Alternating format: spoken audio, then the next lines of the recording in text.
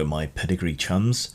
Just wanted to dash off a quick video today because I haven't done really much in the way of videos in a couple of weeks and I want to get back into it. And I saw a video, a snippet from a podcast by the amazing Atheist, in which he quite rightly criticised Karlyn Borysenko, who is a sort of evangelical convert to the Church of Trump, I suppose is the way you might put it. She put out an article that got some traction back in February about how, as a Democrat, she went to a Trump rally and how they were all lovely and nice to her, and there was all this enthusiasm and energy and all the rest of it. And I think there's a lot to criticise about Karlyn's approach to everything.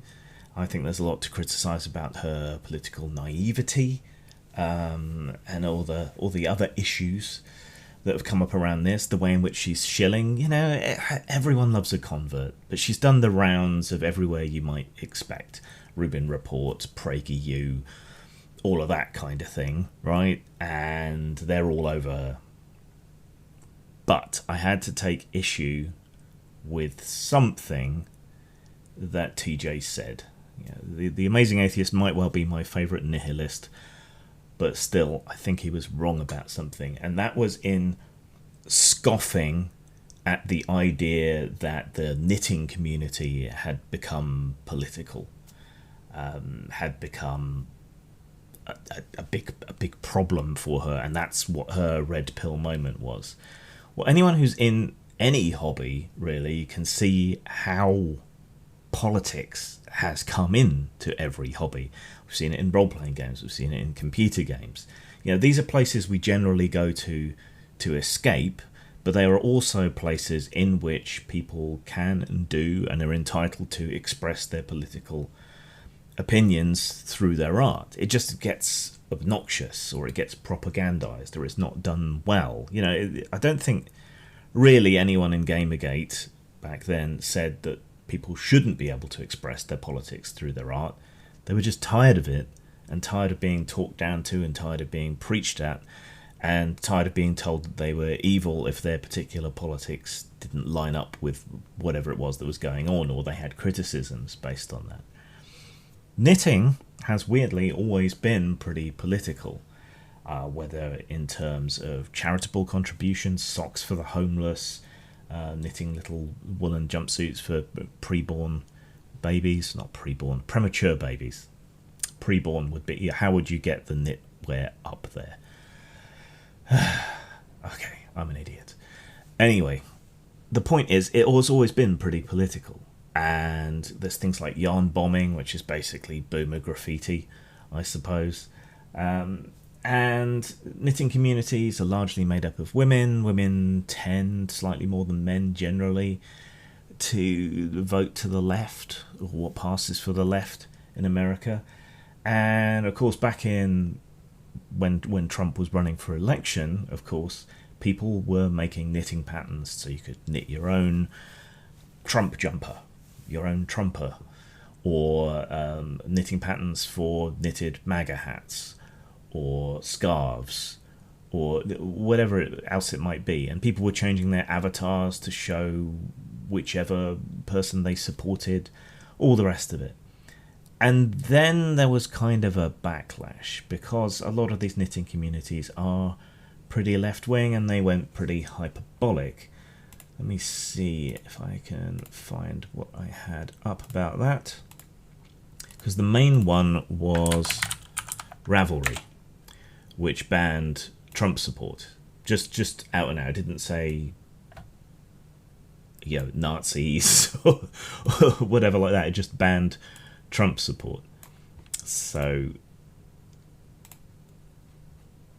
they actually created a site policy banning support of Donald Trump and his administration on Ravelry. You know, this is the government of the day. However noxious, toxic, incompetent and stupid that regime is, it's weird to ban any and all support. And it's not like people were necessarily particularly having the political discussions, but they were making these knitting projects and changing their avatars and their taglines and things like that.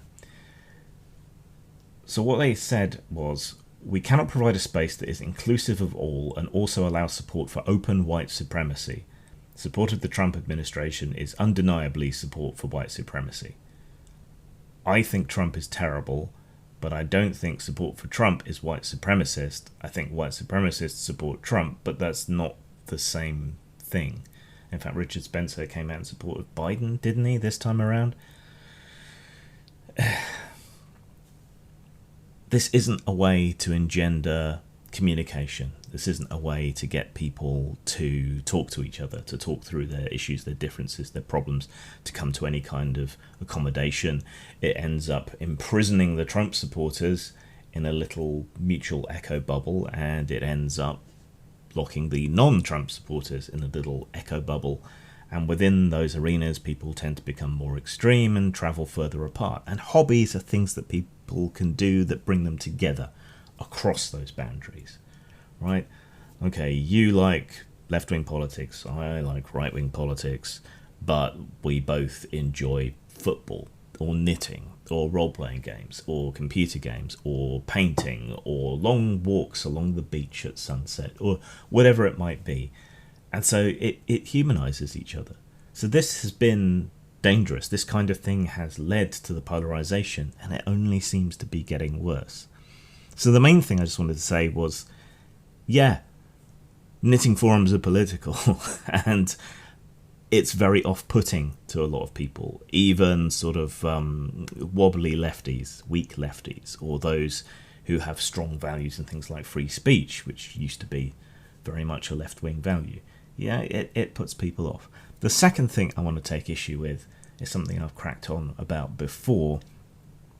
This idea that, oh, well, some Nazis were nice to me, so I'm going to go off and become a Nazi. Or some left-wing people were mean to me, so I'm going to go off and become a Nazi. That's not really how it works. Let's assume for the moment that Karlyn is entirely kosher and she isn't just faking, right? So she was a fairly weak centre-left person. She thought it would be interesting to go to a Trump rally. She went to a Trump rally. They were all lovely to her. But the reaction from everyone else to her going to this was horror and consternation and condemnation, and she lost friends and so on just for attending and then saying a few nice things about Trump supporters. I lost a few friends from the States during the election simply for expressing the attitude that Trump was not Hitler. He's still not Hitler. He's close to Mussolini, but he's still not even Mussolini, right? It's the hyperbole that goes on, the amount in which people won't talk to each other, in which people are nasty to each other, is just through the roof. Now, it's not that alone that does it, but when you get cut off from your more left-wing friends, and when the right-wing loves you as a turncoat, as a convert, as they always do, and you get trumpeted and praised and love-bombed and surrounded by those people, it's only natural that even without meaning to, unless you have an immense strength of will, that your attitudes are going to start to move towards this new community that you find yourself a part of. I don't think there's a pipeline to the far right. I think it's the audience that affects people the other way, mostly. And Karlyn has been rejected by one group of people and embraced by an audience who she can serve and earn an additional living off of by continuing to move in that direction, whether it's honest or not. That's the problem. Zang.